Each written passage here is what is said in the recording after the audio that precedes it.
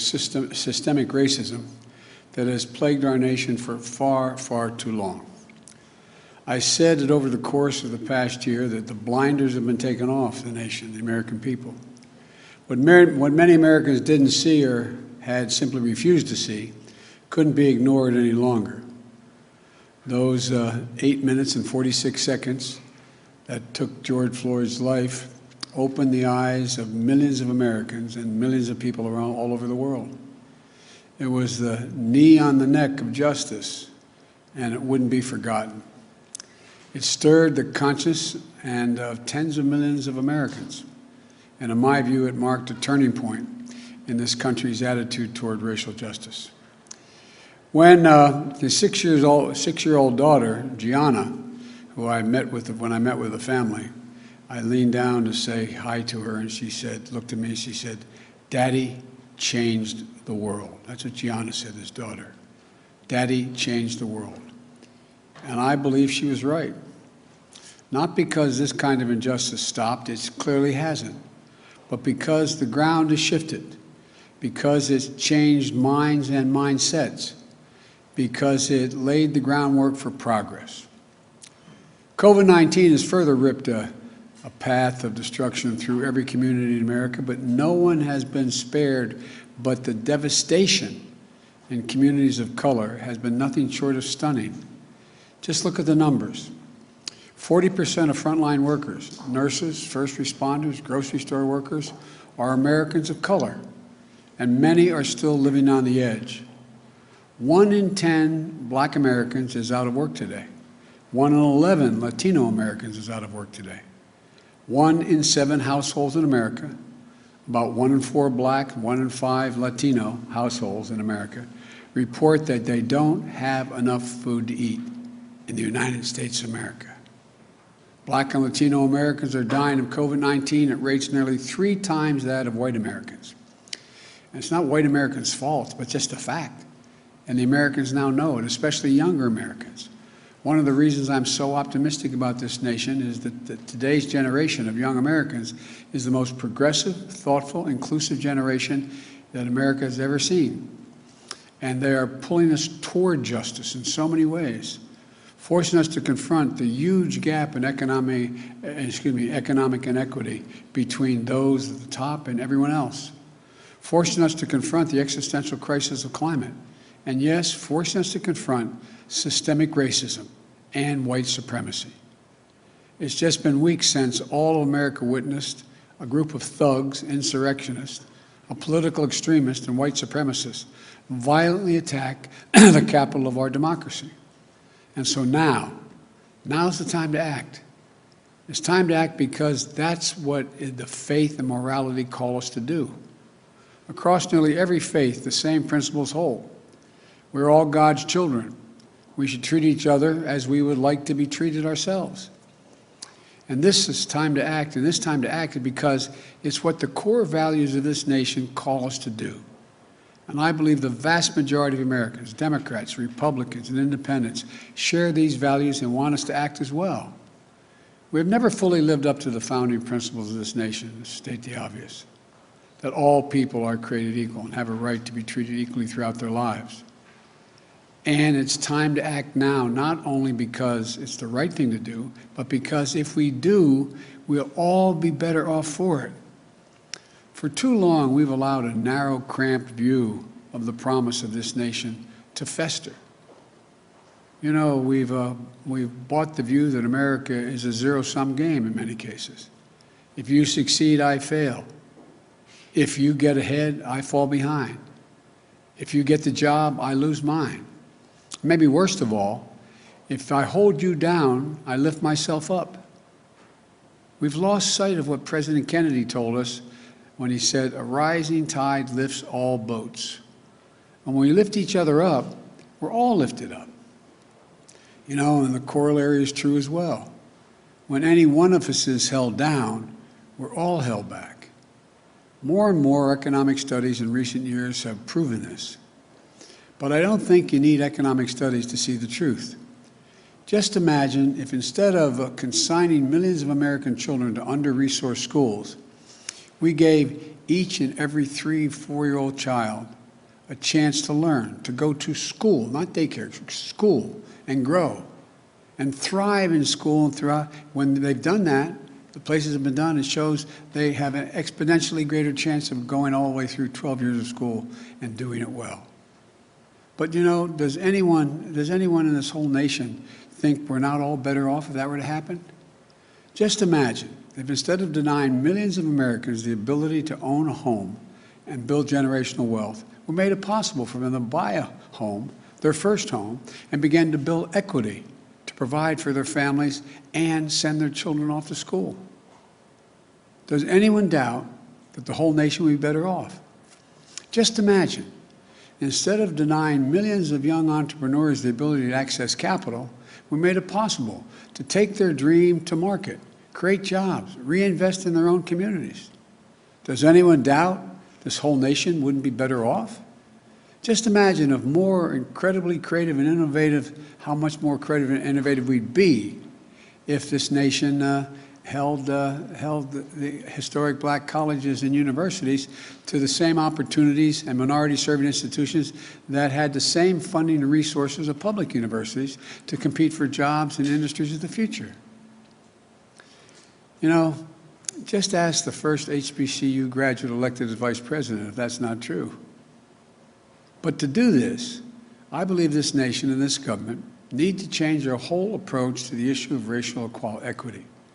Yes, we need criminal justice reform, but that isn't nearly enough. We need to open the promise of America to every American, and that means we need to make the issue of racial equity not just an issue for any one department of government. It has to be the business of the whole of government. That's why I issued, on one of the first days, my whole of government executive order that will, for the first time, advance equity for all throughout our federal policies and institutions. It focuses on the full range of communities who have been long underserved and overlooked. People of color, Americans with disabilities, LGBTQ Americans, religious minorities, rural, urban, suburban communities facing persistent poverty. And I've asked Ambassador Susan Rice to lead the administration's charge through the White House and Domestic Policy Council, because I know she'll see it through. Every White House component and every agency will be involved in this work because advancing equity has to be everyone's job. Today, I'll be shortly signing an additional package of executive actions to continue this vital work. Housing, for example. Housing is a right in America, and home ownership is an essential tool to wealth creation and to be passed down to generations. Today, I'm directing the Department of Housing and Urban Affairs and Urban Development to redress historical racism in federal housing policies. Today, I'm directing the federal agency to reinvigorate the consultation process with Indian tribes. Respect for tribal sovereignty will be a cornerstone of our engaging with Native American communities. This builds on the work we did last week to expand tribes' access to the Strategic National Stockpile for the first time, to ensure they receive help from the Federal Emergency Management Agency, FEMA, to fight this pandemic. Today, I'm directing federal agencies to combat resurgence of xenophobia, particularly against Asian Americans and Pacific Islanders that we've seen skyrocket during this pandemic. This is unacceptable, and it's un-American. I've asked the Department of Justice to strengthen its partnership with the Asian American and Pacific Islander community to prevent those hate crimes. I've also asked the Department of Health and Human Services to put out best practices for combating xenophobia in our national response to COVID. Look, in the weeks ahead, I'll be reaffirming the federal government's commitment to diversity, equity, and inclusion and accessibility, building on the work we started in the Obama-Biden administration. That's why I'm rescinding the previous administration's harmful ban on diversity and sensitivity training and abolish the offensive counterfactual 1776 Commission. Unity and healing must begin with understanding and truth, not ignorance and lies. Today, I'm also issuing an executive order that will ultimately end the Justice Department's use of private prisons, an industry that houses pretrial detainees and federal prisoners. The executive order directs the Attorney General to decline to renew contracts with privately operated criminal facilities, a step we started to take at the end of the Obama administration and was reversed under the previous administration. This is the first step to stop corporations from profiting off of incarceration that is less humane and less safe, as the studies show. And it is just the beginning of my administration's plan to address systemic problems in our criminal justice system. Here's another thing we need to do. We need to restore and expand the Voting Rights Act, named after our dear friend John Lewis, and continue to fight back against laws that many states are engaged in to suppress the right to vote while expanding access to the ballot box for all eligible voters. Because here's the deal, and I'll close with this. I ran for president because I believe we're in a battle for the soul of this nation. And the simple truth is, our soul will be troubled as long as systemic racism is allowed to persist. We can't eliminate it. It's not going to be overnight. We can't eliminate everything, but it's corrosive, it's destructive, and it's costly. It cost every American, not just who felt the sting of racial injustice. We are not just a nation of morally deprived because of systemic racism. We're also less prosperous. We're less successful. We're less secure. So we must change, and I know it's going to take time, but I know we can do it.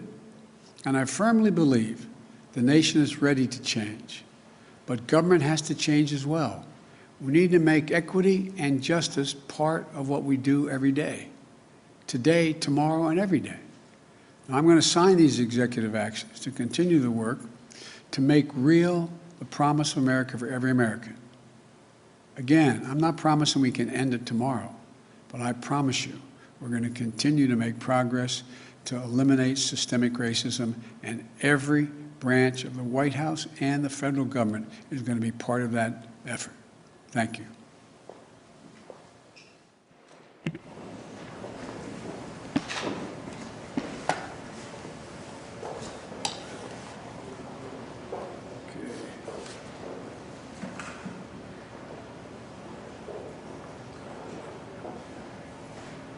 Excuse me. My pen away.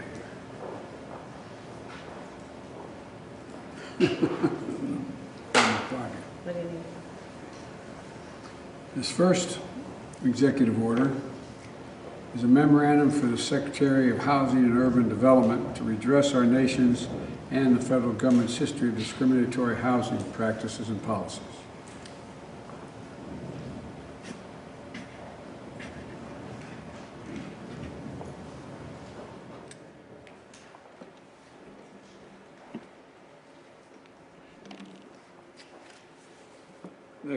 Next executive order is reforming the incarceration system by eliminating the use of privately operated criminal detention facilities.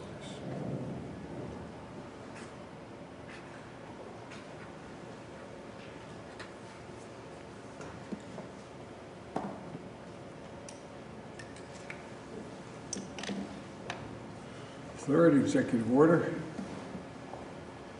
is a memorandum for the heads of the executive departments and agencies. Tribal consultation and strengthening nation-to-nation relationships.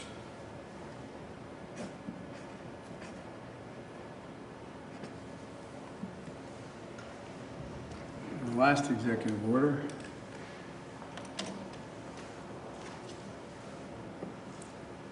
is condemning and combating racism, xenophobia, and intolerance against Asian Americans and Pacific Islanders in the United States.